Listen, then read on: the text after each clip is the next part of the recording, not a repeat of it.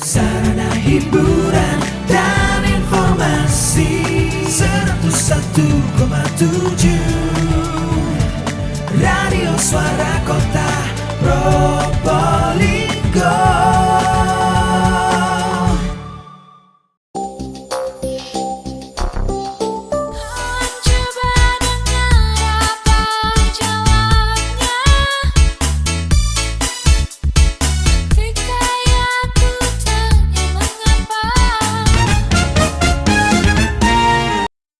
Assalamualaikum warahmatullahi wabarakatuh. Selamat pagi, pendengar setia Suara Kota dan Mitra Suaka. Ketemu lagi dalam program Suara Harmoni Bhinneka bersama saya Yuli Suara Kota. Nah, hari ini ada tamu istimewa yang juga akan kita kembali hadirkan di program Suaka. Ada Ibu Ketua Pengadilan Negeri Kota Probolinggo yang sebenarnya udah nggak asing lagi ya. Beliau ini juga sosok yang humble gitu ya, dan juga nggak serem seperti yang dibayangkan sebagai orang-orang pengadilan gitu ya, seorang hakim. Nah, beliau juga nyaman untuk diajak ngobrol. Seperti apa sih, kinerjanya, kemudian juga, apa saja yang sudah dilakukan selama beliau menjabat di Kota Probolinggo ini, segera akan kita obrolin bersama Ketua Pengadilan Negeri Kota Probolinggo dengan Ibu Meilina Nawangwulan SHMH. Selamat pagi Ibu Meilina. Selamat pagi Mbak Yuli, Assalamualaikum warahmatullahi wabarakatuh. Terima kasih kami diundang di acara ini. Oke. Ibu, ngomong-ngomong kayaknya lumayan lama ya Ibu di Kota Probolinggo ini? Alhamdulillah ini udah menginjak bulan ketujuh. Bulan ketujuh. Boleh tahu dong, Ibu aslinya mana sih? Saya aslinya Malang, terus ini adalah mutasi saya yang ketujuh, tapi saya sudah sering mutasi di Jawa Timur Mbak. Oke, jadi kayaknya kalau di Kota Probolinggo udah nggak asing ya Bu ya? Ya, karena sebelumnya kan udah pernah tugas di Pasuruan. Oke, jadi dekat ketetanggaan gitu ya. Baik, Bu Mel, ini saya ngelihatnya Ibu ini juga akrab banget, dengan internalnya kawan-kawan di pengadilan sendiri. Terus kemudian ketika menyapa, para pemohon yang waktu itu misalnya lagi ada di, tempat pelayanan, kebetulan pas Ibu lewat. Nah, ini kayaknya terkesan bahwa sosok hakim itu memang harusnya seperti itu sekarang ya, Bu, ya? Kan kita harus bedakan antara hakim di ruang persidangan dengan hakim yang tidak sedang bersidangkan. Oke. Pengadilan ini sebagai instansi di bawah Mahkamah Agung ini tentunya sekarang punya wajah yang berbeda. Ya memang memang kami diwajibkan enggak ya, kami pengen suasana persidangan itu ya memang serius gitu. Betul. Tapi di luar itu kan sama seperti instansi yang lain, pengadilan itu juga punya pelayanan yang humanis gitu. Yang kami juga punya moto 3S, senyum, sapa, dan salam. Nah, itu yang diterapkan di ruang di luar persidangan, di PTSP, di sepanjang lingkungan PN, terus cara kita berkomunikasi dengan pemohon yang lagi mengajukan permohonan. Jadi memang ada dua wajah yang sedang dikedepankan gitu loh. Dan yang di depan itu adalah pelayanannya yang di luar persidangan dan di dalam persidangan itu yang kami sebagai hakimnya yang memang nggak pas kalau misalnya senyum-senyum atau gimana. Iya, terutama di ruang sidang ya, Bu, ya? Betul. Karena itu memang membahas sesuatu yang serius, apalagi memutuskan sebuah perkara gitu ya, Bu, ya? Iya. Iya, jadi pasti wajahnya berbeda nih, Bu Mel. Bukan wajah yang berbeda. Jadi kayaknya kalau memang masuk ruang persidangan itu auranya memang beda. Mau hakimnya, mau para pihaknya gitu. Karena kalau Mbak Yuli lihat pas di luar pun para pihaknya kan ya nggak seperti itu Ya toh, nggak takut betul. kayak gitu. Tapi memang kalau masuk ruang persidangan dengan kita udah pakai toga, dengan ditempatkan di para pihak itu memang suasananya memang Iya, lain gitu. apalagi pakai sumpah-sumpah segala itu ya, Bu, ya? Waduh kayaknya, Betul. bener-bener sakral gitu ya ketika masuk ruang sidang gitu ya? Memang diharuskan suasananya seperti itu. Oke, Bu, sekarang saya mau ngomongin dulu dari sisi humanisnya Bu Melina ini yang sebenarnya Ibu suka, apa ya, suka tebar senyum juga, apalagi ketika ngobrol sama Forkopimda gitu ya, komunikasinya juga nyaman, seolah-olah kita, "Oh ternyata beliau ini Bu Hakim ya," gitu. Nah, boleh diceritakan sedikit Bu, ketika ke pengadilan negeri di pintu masuk pertama itu kan sudah berjejer nih, itu kan sebenarnya meja-meja pelayanan ya Bu ya, yang Ibu sebut tadi PTSP itu. Di sana ada pelayanan apa saja sih Bu? Kalau kami punya 4 loket pelayanan ya. Hmm. Jadi sesuai dengan bidang kepaniteraan kami dan kesekretariatan kami. Jadi meja PTSP itu yang utama harus ada loket pidana, kemudian loket perdata, loket hukum, dan loket umum atau kesekretariatan. Tapi di luar itu kami punya meja e-court, kami punya meja insage, pengaduan, informasi. Nah, untuk tahun ini nanti ada perubahan lagi, ada meja posbakum. Tambahan ya, tambahan karena diharapkan ada petunjuk dari Mahkamah Agung bahwa untuk tahun 2025 meja posbakum atau posbakum itu harus punya meja sendiri di PTSP sebagai bagian dari PTSP-PN. Kalau sebelumnya posbakum itu punya ruangan sendiri yang Oh iya, di belakang itu ya Bu ya? dan di belakang atau di beberapa PN itu ada ATM-nya, anjungannya. Nah, sekarang selain punya ruangan di belakang, kami diwajibkan untuk menyediakan meja untuk posbakum ini di depan di bagian PTSP. Oh, jadi gabung akhirnya ya Bu ya di Digabung depannya? di apa namanya, di depan di PTSP. Nah, ini di PN Probolinggo sendiri, kami sedang berencana, sedang mencari desain yang paling bagus karena Mbak Yuli lihat sendiri ya di PTSP PN itu kan tempatnya terbatas ya, dan di PTSP itu kan harus ada kursi prioritas, kursi tamunya, kemudian ada meja PTSP yang sekarang ditambah meja lagi untuk posbakum, terus ada beberapa mesin-mesin untuk survei. Jadi kami lagi mendesain supaya tampilannya itu lebih bagus, tapi tidak mengurangi akses orang-orang untuk keluar masuk di situ, gitu Mbak. Oke. Iya, karena kita tahu kayaknya pintunya di PN tuh banyak banget ya Bu ya, dan semuanya pasti tertulis. Selain yang apa ya, yang punya urusan atau yang berkepentingan dilarang. Iya. Terutama kalau yang menuju ke jalurnya para hakim itu, terutama yang berperkara pasti Ibu nggak mau deh ditemuin gitu ya? Ibu bisa ceritain sih Bu? Hmm. Jadi itu kan merupakan akses apa ya Mbak, akses steril. PN itu karena berhubungan dengan perkara yang itu tadi ya Mbak, kami itu dalam rangka untuk zona integritas, kemudian untuk memastikan bahwa pihak-pihak yang berperkara itu mengurangi kemungkinan pihak-pihak perkara itu bertemu dengan Oke ya. hakimnya atau paniteranya atau pegawai pengadilan. Jadi kami bikin di setiap PN itu punya jalur steril, di mana meminimalisir atau bahkan 0% untuk pihak itu bertemu dengan hakim ataupun nanti orang-orang yang akan memutus perkaranya. Jadi untuk masyarakat umum itu memang diberikan akses yang hanya ke PTSP sama ruang sidangnya aja, gitu. Jalurnya beda ya Bu? Jalurnya beda karena mereka tidak dimungkinkan lagi untuk bertemu karena itu tadi, ketika kami sudah punya PTSP, maka layanan yang tadi pidana, perdata, hukum itu sudah stop di depan aja, gitu. Sudah Di situ, sudah cukup di situ dan diselesaikan di situ. Jadi pihaknya, para pemohon ini, para masyarakat ini nggak perlu lagi mau dari ruang ini ke ruang ini. Kami yang akan menjemput pelayanan apa yang dibutuhkan, Bapak, Ibu tinggal menunggu dengan sesuai SOP-nya, waktunya akan diselesaikan pada hari itu juga, gitu. Dan itu semua sudah terlayani di PTSP. Jadi tidak perlu lagi Bapak Ibu nanti kayak dipingpong, "Nanti habis ini ke ruangan ini ya, nanti pembayarannya." Nggak perlu lagi, tuh. Nah, selain itu untuk sterilnya ini juga meminimalisir supaya tidak ada pengaruh-pengaruh, Mbak Yul.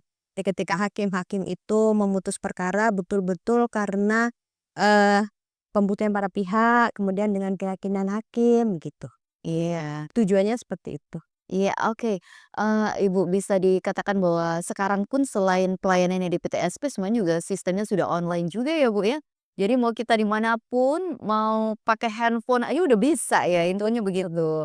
Jadi rasanya, masyarakat itu sudah dipermudah dengan banyak cara supaya lebih efektif dan efisien juga ya Bu ya? Heeh. Kami punya, Mahkamah Agung punya aplikasi e-court. E-court ini adalah pendaftaran perkara gugatan untuk perdata. Ada gugatan, ada permohonan, gugatan sederhana, dengan, kemudian untuk panggilan juga kami udah pakai, sistem pos tercatat. Kemudian untuk pidana, ini masih aksesnya terbatas untuk para penegak hukum. Jadi ini punya SIPP, Kemudian kami punya berpadu juga, jadi hubungannya dengan penyitaan, penahanan, pertanyaan penahanan, permohonan besuk ataupun pinjam pakai barang.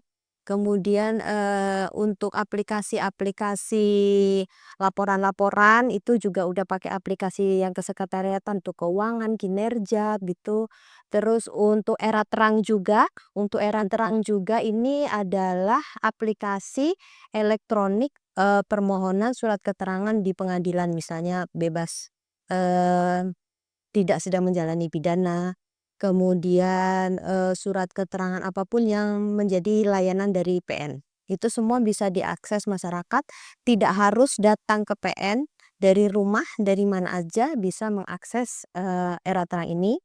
Dan nanti kalau membutuhkan fisiknya, baru bisa datang. Tapi kalau, fisiknya tidak diperlukan, tinggal unduh aja itu bisa, karena TTE, tanda tangannya pun sudah tanda tangan elektronik, Mbak. Oke, jadi tinggal cetak aja sebenarnya ya, Bu, ya? Cetak aja walaupun memang, tetap dibutuhkan verifikasi ya dari PN. Jadi harus datang kalau yang itu ya, Bu, ya? Kalau yang verifikasi sepanjang itu yang sudah di-upload, syarat-syaratnya itu sudah bisa terbaca, kemudian oleh pihak PN-nya itu juga sudah dapat dilihat gitu kesesuaiannya antara permohonan dengan persyaratannya, bisa diakses Oke, langsung. Ibu dengan, dukungan IT yang semacam ini kan mempermudah masyarakat. Apakah masyarakat sudah banyak, Bu, yang menggunakan aplikasi tersebut? Terus bagaimana supaya lebih gencar lagi, mensosialisasikan bahwa sekarang itu sudah tidak diperlukan, tatap muka, tetapi sudah bisa diakses di mana saja, kecuali yang hal-hal tambahan saja mungkin ya, Bu, ya, perlu dikonsultasikan sehingga harus datang ke kantor PM. Nah, Ibu sudah banyak juga kah ini, program tersebut digunakan? Kalau yang untuk berpadu dengan ekor sudah pasti ya, Heeh. dari tahun yang kemarin kami itu udah 100% itu untuk ekor semua pendaftaran perkara perdata itu sudah memakai ekor. Untuk berpadu juga sudah 100%, tapi ada beberapa masalah yang kami temui kemarin di kendala ekor itu. Pertama memang kadang aplikasi kami ini tidak bisa di daerah-daerah tertentu itu tidak bisa diakses. Oh, karena sinyal atau mungkin? Sepertinya begitu, tapi juga ada karena, server ya maksudnya Oke. saya nggak ini juga, server e-court itu, server Era-Trend itu kadang loading-nya terlalu lama. Lama. Lama gitu, jadi harus berulang-ulang. Mhm. Tapi kalau ada saat lancar, bisa Oh, gitu, cepet gitu ya, Bu, ya? cepet gitu. Nah, tapi kami juga punya aplikasi-aplikasi, inovasi-inovasi nih, Mbak Yun. Mhm. Misalnya masyarakat itu butuh butuh bantuan. Pertama itu ada lapor buka PN, ini Lapor berupa BUKPN. dulu namanya kan karena Pak KPN-nya laki-laki Pak KPN, jadi karena sekarang perempuan jadinya lapor buka PN. Itu basisnya WhatsApp, nah ada nomor WhatsApp-nya, nanti Mbak Yuli, bisa ditayangkan. Oke, dan ini ya, WA-nya kita tayangin di sini. Juga ini gitu. Betul betul. Terus kemudian ada Yen Eling Bagi Ketan, ini adalah, inovasi perdata keliling bagi kelompok rentan. Tujuannya ini untuk masyarakat Kota Probolinggo yang membutuhkan akses ke Pengadilan Negeri Probolinggo khususnya penyandang disabilitas. Disabilitas. Jadi kami memberikan sarana penjemputan, Oke. gitu loh Mbak Yul, untuk mereka-mereka yang mau, eee, beracara ke persidangan kelompok disabilitas, tapi ada hambatan-hambatan misalnya, ya kelompok disabilitas yang Bapak tahu karena kami juga ada kerjasama dengan Dinsos PP ya? PPPA Heeh. di bulan Oktober 2024 kemarin, dengan kerjasama itu kami menyediakan pendamping, kemudian tenaga psikolog, kemudian tenaga sosial yang akan mendampingi kelompok disabilitas yang akan berperkara di PN. Kemudian ini sambil baca ya, Iya. Mbak, ya. Sudah pernah ada nggak, Bu, yang menggunakan atau yang mendapatkan fasilitas itu sudah pernah ada yang berperkara? Kemarin itu sudah dipakai pada saat perkara-perkara perlindungan anak, Oke. yang anak-anaknya ini mengalami kekerasan, yang anak-anak korban yang Oh, traumatik gitu ya, ya? mati itu sudah ada dukungan pendamping dari tenaga pekerja sosial dari dinas sosial, Mhm. PPPA. Iya, Dinsos P3A, Pak, ya pakainya gitu ya? Itu sih jadi, dijemput mulai dari rumah, kemudian berperkara, terus sampai dipulangkan gitu, Bu, Kalau fasilitas? yang itu kami kerjasama dengan jaksa penuntut umum juga. Oke. Karena kan mereka yang akan memastikan hari ini sidangnya sama siapa, korbannya kapan persidangannya. Nah, kami juga punya akses untuk Dian si Pilar Emas nih, Mbak. Ibu sebelum beralih ke apa tadi yang kedua? Dian si Pilar Emas. Oke, sebelum si pilar emas ini Ibu sampaikan, saya itu juga melihat bahwa ketika masuk ke pengadilan negeri ini fasilitas-fasilitas untuk kaum difabel ini memang sudah disiapkan ya Bu ya. Bahkan sudah tertulis dengan jelas di sana mulai dari jalurnya, kemudian juga beberapa apa ya fasilitas pendukung untuk mereka juga disiapkan.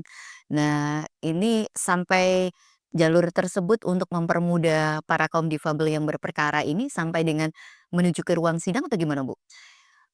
Jadi alhamdulillah kemarin Mbak Yul, tahun kemarin itu Sarprasnya disabilitas PN itu jadi percontohan untuk kota. Kan sebagaimana kita tahu kota Probolinggo kan termasuk udah kota layak anak ya untuk Betul. disabilitas. Kota inklusi juga. Kota inklusi juga. Mhm. Mereka salah satunya itu kemarin bikin pilot project-nya, percontohannya itu di PN karena memang sarana kami ini termasuk lengkap. Kami punya jalur landai, kemudian guiding block-nya juga Heeh. ke PTSP maupun ke ruang sidang. Kami punya ruang sidang khusus untuk yang langsung bisa diakses oleh kaum disabilitas. Kemudian kami sudah punya kursi roda, tongkat, kemudian kami juga punya alat pendengaran, alat bantu dengar. Kemudian kami juga punya di depan itu kalau Mbak Yuli perhatikan itu ada PC khusus untuk, masyarakat tunanetra yang membutuhkan. Jadi misalnya, apa ya, mereka mau mengakses gitu, Jadi pakai braille gitu, Bu? ada kalau kita masuk sebelah masuk nanti sebelah kiri ada apa namanya, rak Rak itu ada SOP kami pun sudah ada dalam bentuk braille, SOP luar biasa pidana, ya. pelayanan pidana maupun perdata. Kemudian petugas kami juga sudah setiap tahun itu dapat pelatihan internal bagaimana cara menangani, pemohon disabilitas ataupun kelompok rentan karena, tidak hanya disabilitas saja misalnya kelompok rentan itu orang yang sudah tua, Heeh. ibu yang bawa anak, terus kami juga punya ruangan laktasi yang sudah siap apabila ada ibu-ibu yang bawa anak harus menyusui dan lain sebagainya. Kami juga punya, toilet khusus untuk kaum disabilitas. Kemudian kalaupun mereka tidak didampingi oleh keluarga, kami punya formulir penilaian pendampingan. Jadi ketika, kelompok rentan ini datang, kemudian mereka membutuhkan mengisi formulir itu, disitulah kerjasama dengan dinas P3A tadi itu berjalan. Bahwa ini ada kelompok, ada pemohon yang membutuhkan pendampingan, kami menghubungi. Apa jenis bentuk pendampingannya diperlukan, itu kami informasikan dan mereka yang akan datang membantu, begitu Mbak Yuli. Waduh, pantes saja ya, Bu, ya, ini salah satu pendukung yang luar biasa Kota Probolinggo sebagai kota inklusi gitu. Jadi pengadilan negeri ini memang totalitas kayaknya untuk memberikan fasilitas kepada, kelompok rentan dan kaum difabel ya, Bu, ya. Oke, lanjut lagi deh Bu Ketua PN. Ini bagian dari terobosan yang memang mendukung kota inklusi, kota layak anak, kota ramah anak, dan juga sekaligus, sebagai sebuah cara agar benar-benar bisa memberikan pelayanan yang terbaik kepada masyarakat tanpa memandang, kelebihan atau kekurangan itu ya Bu ya, jadi tanpa diskriminasi lah kalau Betul. saya begitu. Nah, dilanjutkan Bu tadi yang kedua, apa Bu, namanya? Namanya Dian si Pilar Emas. Ini yang suka bikin singkatan nih siapa nih, Bu? Unik-unik Itu gitu tadi ya? betul, aku juga ngerasa ini namanya sangat sangat lokal gitu ya. Yang pertama tadi kan yen eling bagi ketan. Nah, Yen gak eling bagi kopi berarti. nah iya itu. Kalau yang tadi kan untuk, inovasi perdata keliling bagi kelompok rentan. Jadi Yen kalau eling bagi ketan. nah, Hmm. yang kedua ini Dian si Pilar Emas, penyediaan fasilitas pelayanan antar jemput bagi disabilitas yang memiliki urusan ke Pengadilan Negeri Probolinggo, Oke, gitu. dan Jadi pakai salah satu mobil dinas di PN, itu kalau misalnya Pak Jaksa membutuhkan dan menginformasikan saksi korban ataupun saksi yang lain ataupun pihak yang lain itu mau dihadirkan tapi ada hambatan untuk datang kami bersedia menjemput. Ya berarti harus ada komunikasi dulu sebelum sidangnya dimulai dari Jaksa Bu Jaksa ini untuk menginformasikan kepada kami. Ini salah satu inovasi kami yang di tahun yang kemarin, itu Mbak Yul. Iya, Bu Mhm. Mel, ini saya panggilnya apa sih? Bu Melina aja ya? Bu Meli boleh? Oh, Bu Mel. Nah, akrab banget kalau Bu Meli itu ya. Bu Mel, ini Bu Meli kalau bisa dibilang di tahun 2024 ada berapa perkara sih yang sudah diputuskan ini? Jadi kalau untuk perkara pidana di tahun 2024 itu kami punya pidana khusus, pidana biasa dan khusus. Ini khusus ini maksudnya anak, perkara anak gitu ya. Itu ada 124, sorry, pidana biasanya 124, pidana anaknya itu ada 3, pra peradilannya ada 2. Dari seluruh perkara pidana ini sudah putus 121 perkara dan 3 perkara. Jadi kami hanya punya utang 3 perkara pidana tahun 2024 yang belum selesai. Itu hambatannya karena baru masuk di bulan November dan awal Desember. Kemudian untuk perkaranya, klasifikasinya itu ada narkotika 49. Oh, paling banyak ya, Bu? Memang paling banyak. Ini narkotika ini 49, kesehatannya ini ada pil LL, Oke. itu ya, tahu toh Mbak? Oh, Pil LL tahu ya? heeh. Pernah pakai? Nggak tahu katanya. Taunya terus liputan entah. Ada narkotikanya 49, kesehatannya 15, pencuriannya ada 19 perkara. Kalau untuk perkara perdata gugatan ini agak banyak meningkat dari tahun kemarin. Di gugatannya itu ada 40 perkara, permohonannya ada 46.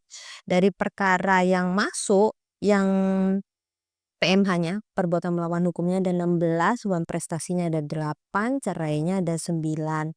Kemudian untuk permohonan ini macam-macam Mbak Yul, misalnya untuk permohonan ganti nama, adopsi, pergantian identitas di buku nikah, paspor, kayak begitu ya. Terus kemudian apa ya, perwalian, kuasa jual, maksudnya permohonan itu seperti itu. Kemudian dari Ya, perkara ya, untuk permohonan, Bu, contohnya seperti apa nih, Bu? jadi permohonan itu untuk, permohonan adopsi, kemudian perwalian, kuasa jual, ganti nama atau perubahan nama, kemudian Perubahan namanya maksudnya gimana, Bu? jadi Miss Yuli nih mau ganti namanya jadi lebih ke barat-baratan, jadi Yuliana gitu. Kayaknya tuh nggak ke barat-baratan deh Bu. Siapa tahu tapi dengan spellingnya ya udah gitu Julia gitu jadi Julia, jadi nggak pakai Y tapi jadi pakai J gitu Julia gitu. Itu Kan harus melalui pengadilan negeri ya, Bu, ya? betul, karena ini kan, merubah identitas di dalam kependudukan ya, Mbak. Jadi, untuk permohonan itu biasanya pihaknya satu pihak aja karena untuk kepentingan dia sendiri, gitu, Mbak Yul. Kalau yang seperti itu sistemnya udah online nggak nih, Bu? Untuk pendaftarannya akan dibantu karena kadang, karena pemohon ini masyarakat umum, mereka tetap datang untuk konsultasi. Nah itu di situ ada hubungan kerjasamanya dengan Posbakum tadi. Oke, gitu. Jadi Mereka yang akan membantu mengonlinekan permohonannya ini. Karena memang tetap diwajibkan setiap permohonan gugatan itu pendaftarannya secara online. Jadi mereka memang datang dulu biasanya untuk tanya persyaratan konsultasi dulu ya, Bu, ya? sih. Nah di situ ada peran Posbakum yang nantinya akan disediakan mejanya di depan ini. Iya. Gitu. Saya kok jadi penasaran ya, Bu, untuk urusan ganti nama ini. Ada ya, Bu, ya, pemohonnya untuk ganti nama ini? Ya banyak Mbak Yul. Oh, Nih, ternyata banyak yang pengen lebih keren namanya ya, Bu, ya? kadang-kadang itu karena masyarakat itu mungkin ada tetangganya Mbak Yuli ya. Nama di KTP-nya beda dengan ijazahnya. Ah, betul betul. Terus jadi ada nama di KTP-nya beda dengan akte kelahiran. Kayak kadang-kadang julukan-julukan kayak gitu ya, Bu, ya? Jadi beda. Jadi kalau yang di paspor itu biasanya namanya kan cuma satu Julian. Nah, sementara paspor kan kalau untuk tujuan haji atau umroh kan butuh ada nama nggak cuma tunggal. Nah, itu yang nggak datang ke kita untuk Oh, jadi tambahan untuk 3 ini biasanya, Bu, ya? Minimal kan ada 3 kata. Itu untuk khusus kalau yang untuk paspor ya. Paspor. Tapi kalau yang untuk perbaikan Berubah total nama gitu ya, Bu? perubahan total nama ada Mbak. Kadang itu alasannya untuk anak-anak yang kecil, yang masih kecil. Oh, itu katanya gampang sakit, udah tambah dia aja dulu ya. Mungkin namanya dari kakek neneknya dulu dikasih nama yang menurut mereka keberatan gitu ya, dengan anak sakit-sakitan jadinya sekarang setelah anaknya Oh, jadi banyak udah mau juga ya? ijazah gitu, namanya dipenggal atau diganti gitu. Nah, Ibu, kalau untuk urusan yang seperti ini, perkara yang semacam ini, itu sidangnya sampai berapa kali sih, Bu? Nggak sekali selesai kah? Itu tergantung Mbak Yuli, tapi udah beberapa kali dari permohonan yang seperti itu ya, yang permohonan yang pembuktiannya nggak rumit bisa sekali sidang. Jadi pada saat persyaratan udah lengkap, saksinya sudah datang di hari itu, hakimnya sudah mempersiapkan, sudah mencocokkan memang bisalah dipenuhi, dikabulkan permohonannya, bisa selesai 1 hari itu dan kalau pemohonnya mau menunggu, itu kami bisa langsung berikan ke penetapannya kepada pemohon. Nah ini ada terobosan Mbak Yuli, yang untuk permohonan ini di tahun 2025 itu ada rencana kerjasama kami dengan Capil. Jadi untuk permohonan yang seperti ini Tetapkan gitu ya, Bu, ya? ditetapkan nanti rencananya ya, ini masih rencana tapi Mbak Yulia. Tapi bagus loh. Ini begitu mereka keluar dapat penetapan Capil itu udah ada di PN untuk langsung memberikan Cetak KTP-nya. KTP ataupun akte kelahiran yang diminta. Nah kalau selama ini kan belum, jadi ketika penetapan udah dibacakan, diserahkan kepada pemohon, mereka sendiri yang bawa ke Capil untuk dicetak akte yang baru sesuai dengan penetapan. Tapi ini ada rencana kami untuk kerjasama dengan Capil, Capil yang akan datang. Jadi pada saat hari putusan itu yang memang udah net, gitu pun penetapannya, mereka langsung bisa terima wujud akte atau KTP yang baru sesuai dengan nama. Ya, yang sudah disahkan itu Ya, tadi ya, Bu, ya? ini masih spill-spill aja ya Mbak? Oh, Karena ini belum di ini kan. setahu saya Bu Meli ini kalau sudah punya keinginan pasti diwujudkan nih ya. Ya mudah-mudahan. Karena teman-teman di PN itu hakim-hakimnya, staf-stafnya itu juga seneng gitu kalau ada inovasi-inovasi kayak gini. Karena itu kan Balik lagi bahwa itu asas kebermanfaatan bagi masyarakat yang terpenting ya, Bu, ya. dan rencana ini tuh sejalan dengan keinginan Capil Jabra. Itu semakin bisa memberikan pelayanan yang terbaik gitu, jemput bola, mempermudah masyarakat iya dalam ini. Nggak usah nunggu ya, Bu. Betul, karena masalah administrasi kependudukan itu kan kalau semakin satu single identity kan malah bagus toh Mbak Yul, gitu. Jadi dalam rangka itu juga. Mhm mhm. Ya, ini salah satu terobosan yang sudah masuk planning di tahun 2025 ya, Bu. Kita doakan saja bisa segera terrealisasi nih. Amin. Terus kemudian ada lagi apa nih, Bu? Biasanya kan, kita tahu, timnya Bu Meli ini, hakim-hakimnya juga muda, kemudian berintegritas, kemudian punya semangat yang tinggi juga untuk terus lebih maju dari waktu ke waktu. Nah, pasti punya biasa Ibu gimana sih cara menjaring aspirasi dari mereka? Tentunya ngobrol ya Mbak Yul ya.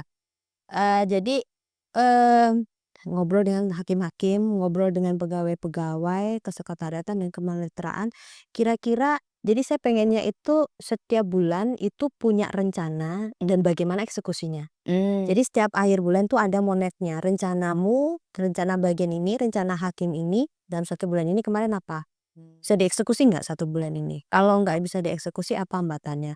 Terus di-challenge gitu, setiap ruangan itu apa inovasinya. Misalnya kayak posbakum dengan hukum. Apa inovasinya posbakum? Kan nggak bisa cuman di ruangan, di kantor aja. Inovasinya apa? Misalnya kayak salah satu hakim nih sebagai bagian PTSP.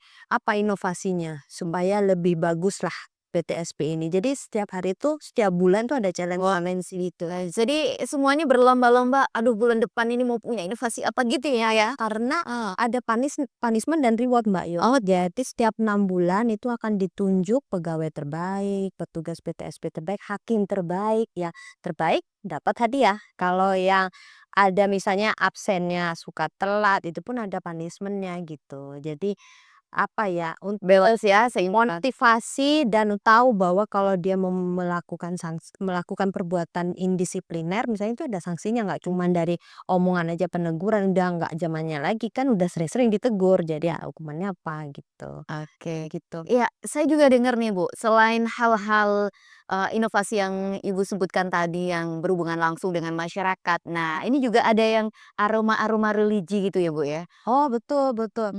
Jadi ini udah tahun ketiga Mbak Yul, kita punya apa ya namanya ya, inovasi One Week One Juice. Oh, 1 minggu 1 juz? Jadi ini ada kelompok pengajian untuk menghatamkan pembacaan Quran gitu.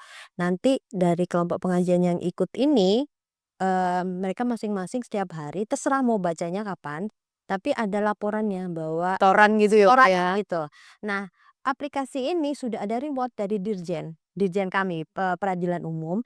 Tahun kemarin salah satu PPNPM kami ditunjuk, menerima reward diumrohkan. Oh, setirik bukan tahun 2024, 2023. Sudah satu orang PPNPM kami diumrohkan oleh Dirjen Badilum. Nah, tahun 2024 belum ada pengumumannya, tapi sudah ada yang kami, setorkan namanya bahwa yang bersangkutan ini sudah berhasil khatam. Nah, mudah-mudahan di tahun 2024 ada pengumumannya dari PM Probolinggo bisa dipilih lagi untuk yang dapat hadiah umroh dari Pak Dirjen. Oh, Ini inovasi udah berjalan beberapa tahun, mudah-mudahan ini semakin ditingkatkan, Mbak Yul, iya. gitu. Dan itu yang ikut semua, internalnya dari PN Iya, Probolinggo ya, Bu, ya? betul betul. Oh, jadi semuanya terpacu, "Aduh saya belum setor nih," jadi kayak gitu ya?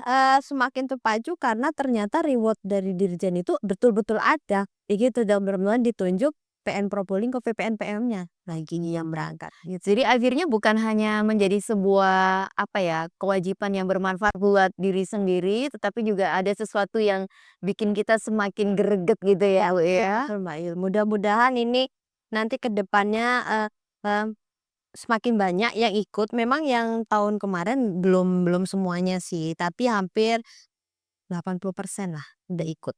Akhirnya terpacu untuk membiasakan diri membaca Al-Qur'an ya, Bu, Iya, ya? betul betul, Mbak. Ya seneng banget. Jadi pantesan ya sekarang ini kalau pas kita ke sana ademnya bukan hanya karena suasana ber-AC gitu ya, ademnya dari hati juga ternyata nih ya. Alhamdulillah. Oke sini. Baik, Bu Melly kalau tadi sudah di-spill ya mau kerjasama dengan Capil dalam waktu dekat. Mungkin ada gambaran lagi dengan instansi manakah yang mungkin akan, diekspansi atau memperluas jaringan, dengan kerjasama dengan pihak pengadilan negeri yang ujung-ujungnya atau muaranya adalah demi ke apa, manfaatnya kembali ke masyarakat, menurut saya gitu.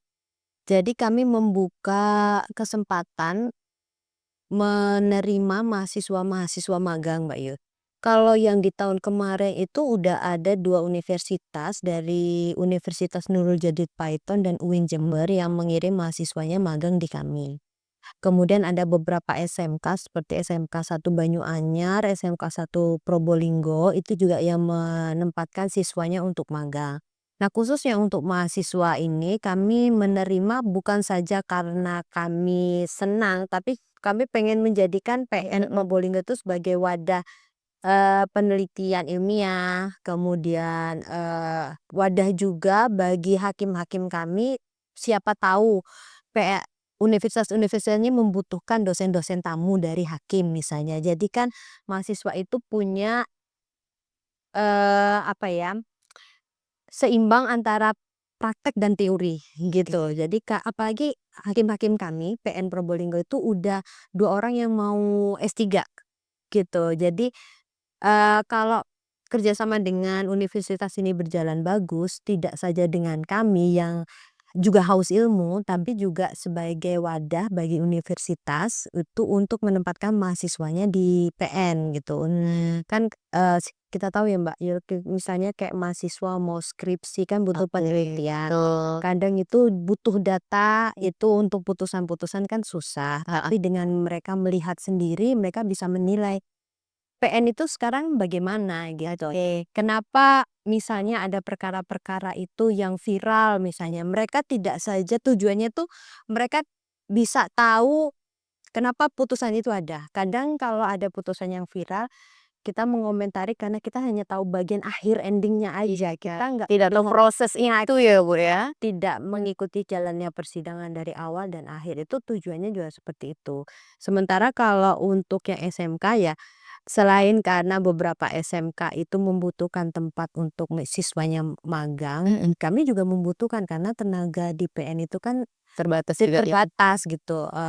Memang kami membutuhkan juga untuk tenaga, apalagi kalau anak-anak SMK ini kan waktunya agak panjang, Panjang. 6 bulan, 4 bulan gitu, Mbak Yul. Terus kemudian kami juga pengen mengembangkan kerjasama dengan beberapa bank karena Pembayaran kami kan semua udah cashless, tidak ada Oh.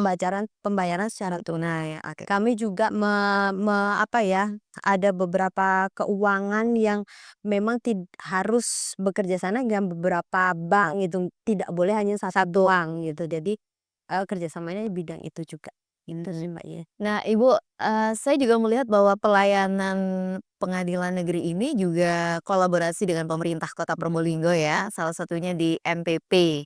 Nah, itu juga masih lanjut di tahun 2025 ini ya, Mas, ya? Karena MPP ini kan kami sebagai bagian dari MPP-nya Kota Probolinggo ya, selain di PTSP, kami juga punya loket, dapat loket dari MPP ini untuk menempatkan pegawai di situ, gitu. Cuman memang fungsinya itu belum bisa seperti PTSP gitu. Jadi sekedar memberikan informasi, memberikan konsultasi gitu aja. Tapi kalau misalnya ada pemohon yang datang ke sana atau masyarakat yang ke sana, sepanjang belum puas akan diarahkan ke PTSP, Oke, gitu. terutama untuk yang misalkan nggak paham cara penggunaan aplikasi atau apa, ini, kalau yang terdekat ke MPP bisa langsung ke MPP begitu ya, Bu, ya? PP, gitu. Oke, kalau tadi sama Dinsos P3A ada kerjasamanya, kemudian dengan mahasiswa. Nah, saya tertarik juga ketika Ibu menyampaikan bahwa, perubahan mindset dan mencitrakan agar Pengadilan Negeri Probolinggo ini tetap mendapatkan kepercayaan dari masyarakat, ini ternyata sekarang juga merambah ke sekolah-sekolah juga untuk memberikan edukasi ya, Ibu, ya.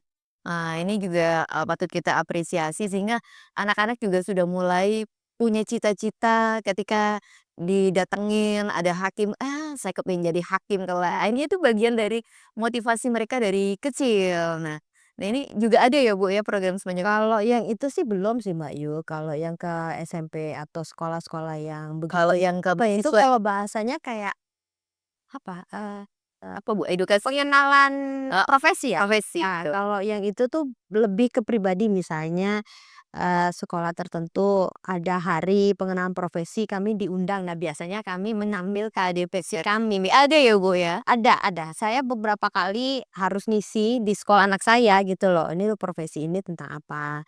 Ya pada saat itu ya kami bawa tokat sebagai ya namanya profesi ya pasti visualnya dulu ya.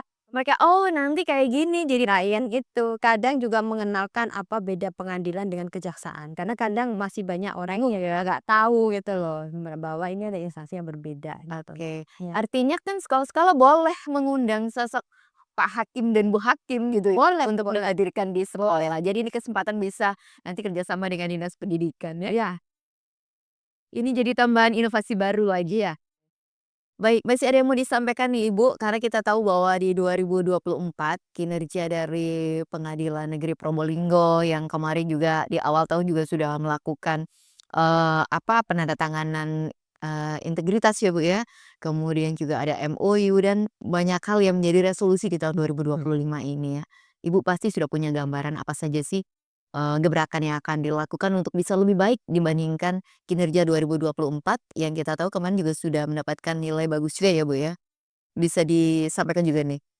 Yang jelas tahun ini kami punya perkara 19 sisaan dari tahun kemarin. Mhm. Harapannya di tahun 2025 itu sisaan di tahun 2025 untuk 2026 pasti berkurang dari 19, itu. Kemudian kalau bisa dan harus bisa perkara itu, tidak lama, terlalu lama. Karena misalnya kami dikasih batas 5 bulan, maka harus diselesaikan sebelum 5 bulan. Kemudian, pencapaian-pencapaian, apresiasi dari masyarakat atau dari instansi yang lain. Misalnya dari KPKNR dalam pelaporan keuangan, kemudian dari, eee kinerja dari PT, kami juga pengen meningkatkan itu Mbak Il. Misalnya di ACE itu evaluasi implementasi SIPP itu kan ada di setiap bulannya dilihat ya, berapa sih nilai kami. Itu kami juga pengennya, kemarin tidak berturut-turut, tidak secara kontinu setiap bulan dapat, tapi harapannya di tahun 2025 setidaknya setiap bulan kami harus masuk 3 besar di PN di Jawa Timur yang mendapatkan penilaian tertinggi, 3 besar tertinggi. Itu harapannya. Kemudian Jadi masuk target di 2025. target 2025 karena kami kemarin tuh enggak tiap bulan gitu, jadi ada naik turunnya. Nah, tahun 2025 kok Harus Mbak, stabil gitu kan? harus stabil masuk 3 besar, kalau bisa 1, 2 gitu di PN Jawa Timur. Karena di Jawa Timur ini saingannya ketat Mbak Yul, persaingannya ketat gitu ya yang Jawa Timur nih. Terus kemudian dari, kami pengen lebih bisa, mmm berbagi dengan masyarakat gitu, mau berbagi informasi, berbagi pengetahuan, kami juga pengen, lebih apa ya, masyarakat lebih tidak lagi punya kesan bahwa pengabdian tuh hal yang mengerikan atau berurusan dengan pengabdian tuh sulit, biayanya banyak, waktunya waktunya lama misalnya. Kami pengen lebih mensosialisasikan kegiatan-kegiatan kami, khususnya tahun ini pengen juga dapat WBK di zona integritas seperti itu, Mbak Yu. Oke. Bu Meli, sebelum closing nih, boleh dong cerita sedikit, pernah nggak sih Ibu ketika akan memutuskan sebuah perkara, ada intervensi, kemudian ada tekanan, kemudian ada teror. Karena kan kalau kita tahu, beberapa kejadian yang sempat viral-viral kayak itu biasanya orang-orang sekelas Bu Meli ini kayaknya apa ya, pasti merasakan, hal-hal yang seperti itu ketika harus melakukan atau memutuskan sebuah perkara yang penting. Ibu pernah nggak sih, ada yang hal-hal yang seperti itu? Kalau ini pengalaman pribadi, Mbak Yul, tapi bukan di Probolinggo, heeh. jadi pada saat sidang pertama, pada saat penempatan pertama di Takalar, itu saya adalah bagian dari majelis yang memeriksa perkara pertama kali yang guru memukul anak, yang ada perlindungan anak tuh. Itu selama sidang, ruang sidang tuh penuh, guru-guru itu sampai nggak sidang selama kami sidang, nggak ngajar selama kami sidang. Jadi setiap sidang tuh, kejadiannya di PN Takalar itu setiap kami sidang guru-guru tuh nggak ngajar. Nah, pada saat putusan itu semua PGRI PN Takalar, Kabupaten Takalar itu hadir untuk menyaksikan Menyaksikan. bagaimana rekan gurunya ini dihukum apa. Jadi jalanan tuh sampai ditutup. Jadi saya sampai mau ke kantor itu harus ngomong dulu, "Bu, ditutup Bu," loh saya hakimnya yang ngurusin, aduh bisa masuk, itu contohnya.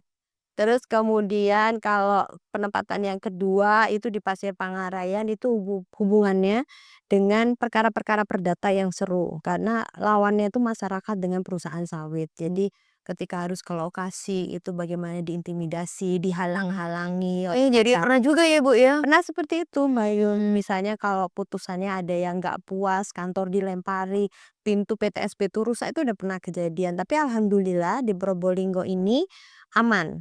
Alhamdulillahnya aman.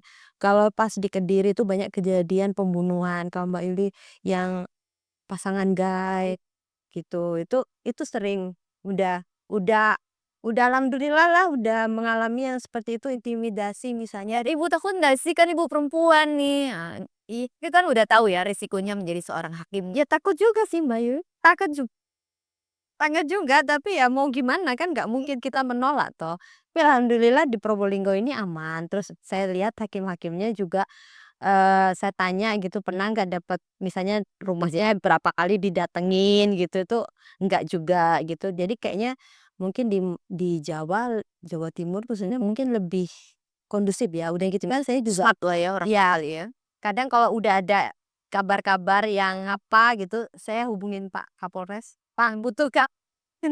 Dia tetap harus Karena memang ya sinerginya dengan pemerintah kota dan Forkopimda, Pak Kapolres, Pak Dandim ini sering kompak ngumpul bareng juga ya, Bu, ya. tuh jadi Entah itu secara formal atau pas lagi ngopi pasti yang dibahas juga ada saja itu. iya, jadi kadang-kadang kami ditanya, "Ibu, gimana aman untuk perkara ini?" Kan mereka juga mantau iya ya, tahu perkembangan gitu. "Iya Pak, nanti kalau ada perkembangan, lapor," gitu, memberi informasi gitu. Iya, karena di Forkopimda ini yang cewek cuma Ibu doang nih kayaknya. Enggak dong, ada ketua dewan, Oh iya sih, ada Pak Sekda. sekarang udah tambahan, maksudnya yang, apa, berurusan dengan APH gitu loh, Bu. Ya Ibu kan ya cewek banget nih, jadi kayaknya dilindungi paling cantik gitu ya. Mudah-mudahan gitu ya. Baik. Bu Meli, kayaknya obrolan kita juga banyak memberikan referensi kepada masyarakat bagaimana upaya dari Pengadilan Negeri Probolinggo untuk mencitrakan dan memberikan pandangan kepada masyarakat bahwa tingkat trust dari atau kepercayaan dari masyarakat ini menjadi penting Ya. dan juga sekaligus, bagaimana memberikan pelayanan yang lebih humanis maksud saya. Mungkin sebagai closing ada pesan apa yang Ibu sampaikan kepada seluruh masyarakat? Terima kasih Mbak Yul, ini mungkin juga ini adalah niat, rencana kami. Untuk melaksanakan itu nggak cuman butuh dari internal kami juga butuh masyarakat mengawasi kami, bagaimana kinerja kami. Laporkan misalnya ada, perbuatan ataupun praktek-praktek KKN yang dilakukan oleh, aparat kami. Karena kami membutuhkan itu, gitu. Pengawasan internal juga membutuhkan pengawasan eksternal. Jadi silakan Bapak Ibu mengawasi kami, melihat kami, menilai kinerja kami. Itu sangat membantu Mbak Yu, itu aja sih untuk pesannya. Iya, artinya Ibu tidak alergi saran dan kritik membangun dari masyarakat ya demi, kemajuan dan perbaikan kinerja dari, Pengadilan Negeri Probolinggo.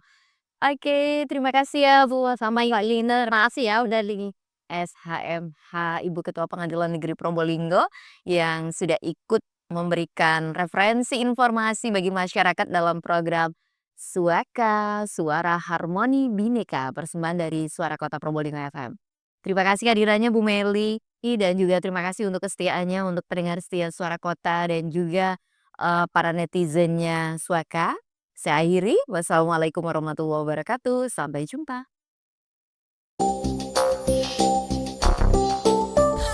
Coba dengar apa jawabnya ketika aku tanya mengapa.